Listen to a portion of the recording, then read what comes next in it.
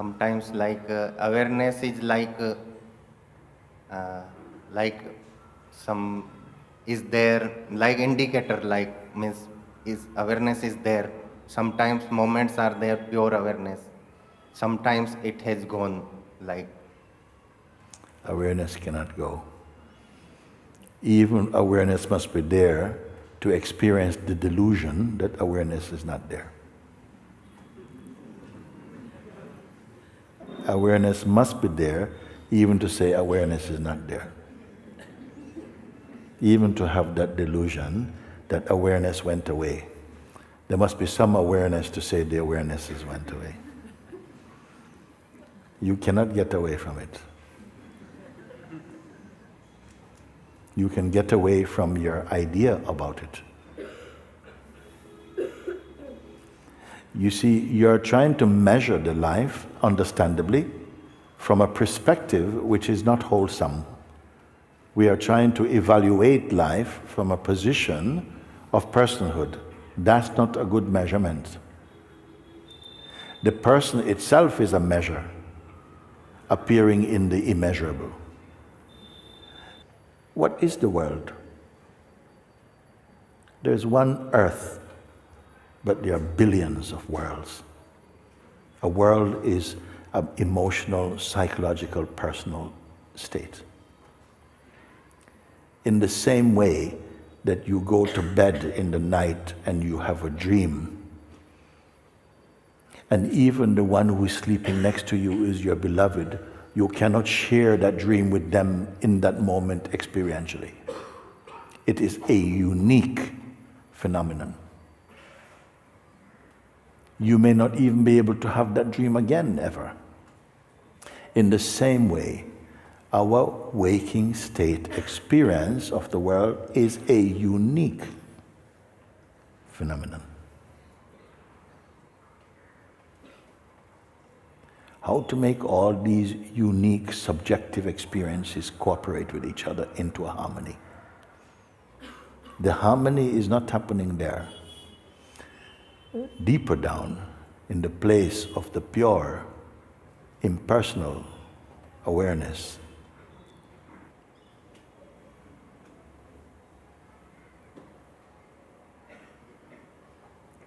We were talking before, and I was saying that what happens if you put the mirror in front of anything, you see reflection. If you put two mirrors in front of each other, whatever is squeezed out through the side, it will reflect.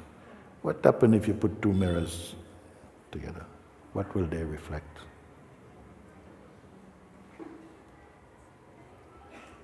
Now some people go, whoa, I want to work that one out.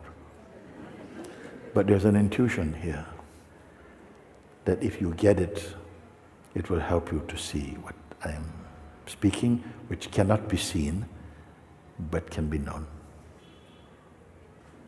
Can be recognized without seeing physically. Non-physical seeing. Awareness is right there, but it is overshadowed by, might be my ego, my identifications. Yes, and this is the power of attention. Attention is one of your powerful tools, that wherever attention goes, you're calling that your experience. That's why when the emotions come, a lot of attention, a lot of energy goes to them, and because the energy is so strong there, you say it overshadows the awareness itself. But it can only be there because awareness is there anyway. There cannot be anger or emotion without awareness. We use the term awareness like awareness of. And I use awareness. Awareness and awareness of. Awareness of, you can say, or conscious of something, is a dynamic activity. Now, I'm conscious this is happening. But there must be what I call the root awareness, that which makes you, in which you come to know that you exist. You come to know you exist. You see? That is always stable and present. It is not personal. Yeah, now I got the clarity. Now coming, how to be in touch with that something, that true self, how to means experience that.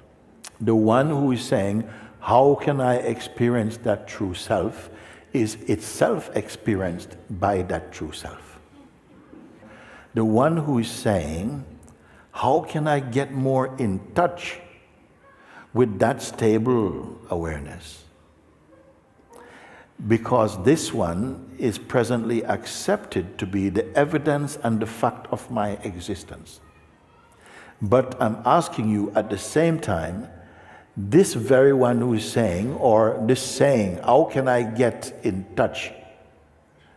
If you take out the apparent one who is saying it and just look at the saying of it, the words, how can I get in touch with that source awareness and become more like it? Is that not also just some words and emotion and identity appearing because the awareness is there, appearing in the awareness itself? Ooh, can anybody see this? Yes. Can you see it, sir? Not exactly. Yes, and that is why it is persisting. That when I say, yeah, you say, yeah, how can I get more in touch with that root self? How can I? And it sounds a very noble desire. How can I get back to that place where I'm not disturbed by these things? You see? And I'm trying something, I'm saying, but even the words you're speaking, the emotion with which you speak with, the intention that you are speaking with, all of that also is perceived as phenomenon, because this moment, these words being spoken, these feelings being experienced, all will subside, including the strength of the identity with them will also pass, like clouds passing. The awareness in which they appear and play and disappear is not passing. This is the root of my pointing. When grasped, this single understanding will combust into true spiritual knowledge in you. And all these things that appear to be rights and wrongs in you will have a different quality about them. And when will this awareness appear? It is already right here. This awareness does not appear. It is always here. Other things appear. And that's why you can admit everything is appearing in you, including this present state of consciousness. If you woke up at 7 o'clock this morning, at 6:59, what was your state? You had no name, you had no gender, you had no religion. At 7 o'clock sprouts the consciousness which you later will call the waking state. The waking state must have appeared in something that is already here. That I call the awareness itself. The waking state consciousness arose, and in it, the history and memory of yourself and everything, both the experiencer, what you will experience, and the very functioning of experiencing are all the play and the content of the waking state consciousness. Have I gone too far? So actually all of this waking state you are perceiving. Just like right now you know you're conscious. And if someone hit you on the head and you, whoa, I say, you okay? So you say, I'm losing consciousness. Something is even witnessing, I'm losing consciousness also. Maybe that's going too far right now. But what I'm saying is that you are that awareness itself. But because of the conditioning imposed upon you, when you came into form, you appeared in the form, the first appearance of yourself was the knowingness, the feeling I am. That did not come immediately at the birth of this body. In fact, this body is not the body your parents birthed. It is also a development.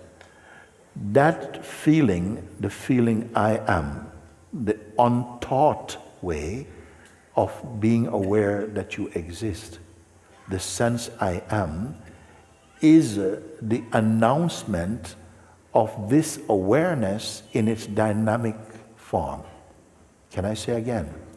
When the feeling you have, I, when you say I, actually I is your most intimate and true name. And I implies consciousness. I am.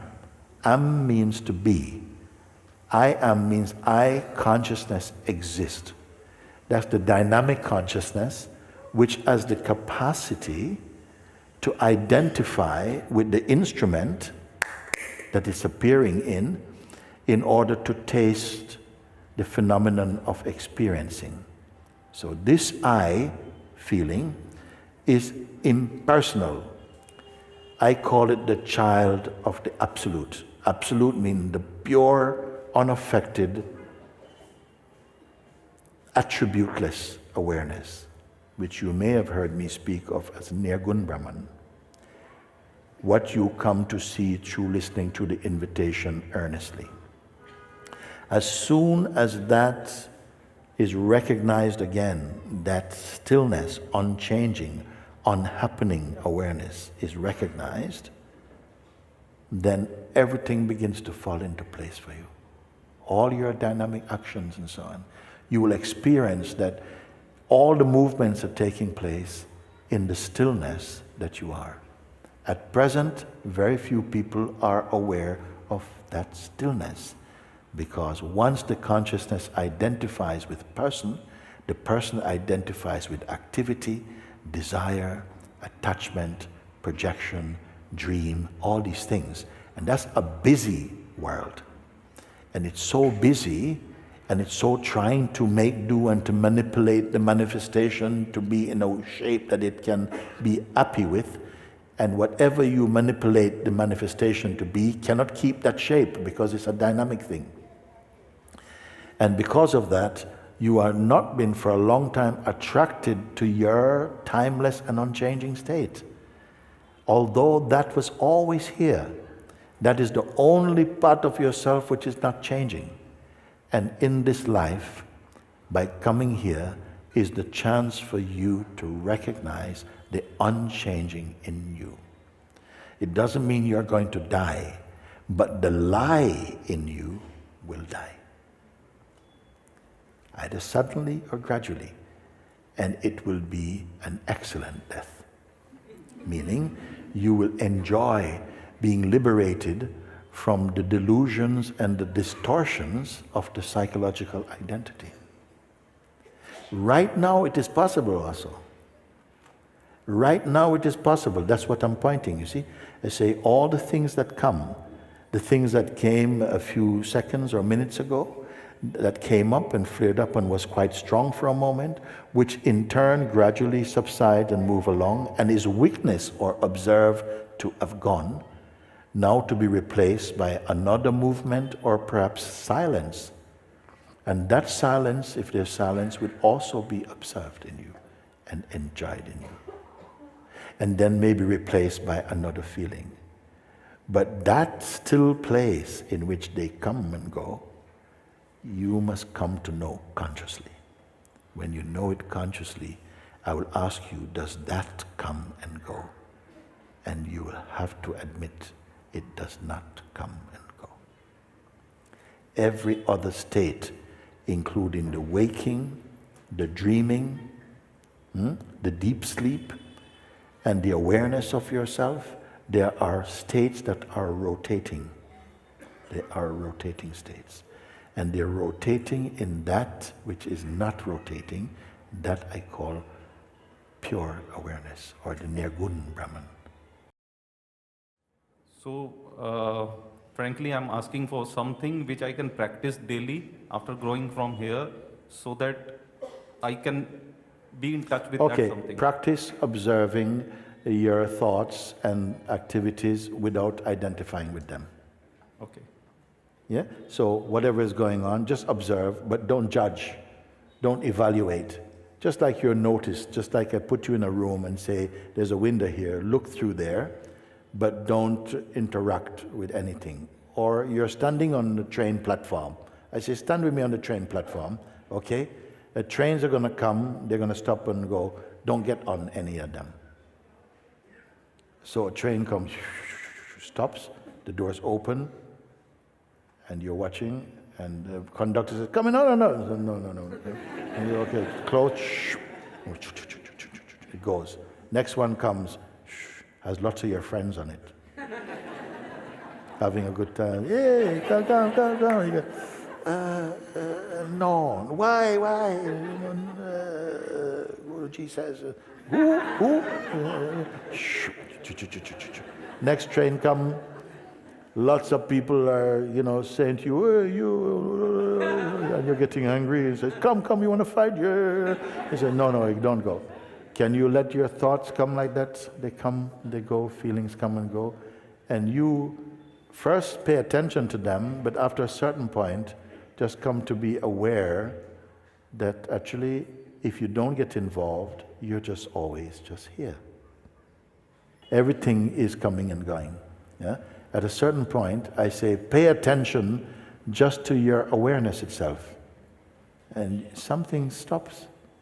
It's like the attention stopped going out and just rest on the awareness itself. It's very simple. You're going to come and say, Mooji, it's so simple.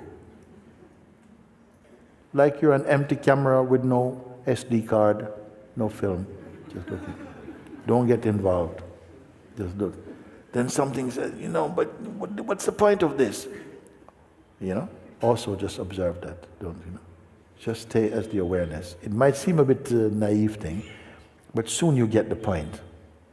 But there's a silence here that is untouched by things. The mind wants to go, but that is also observed. I cannot call that me. I cannot call that what is. See, like this. And gradually you get accustomed to that silence. And your reference for yourself will change from something personal to something formless. Gradually stay with it.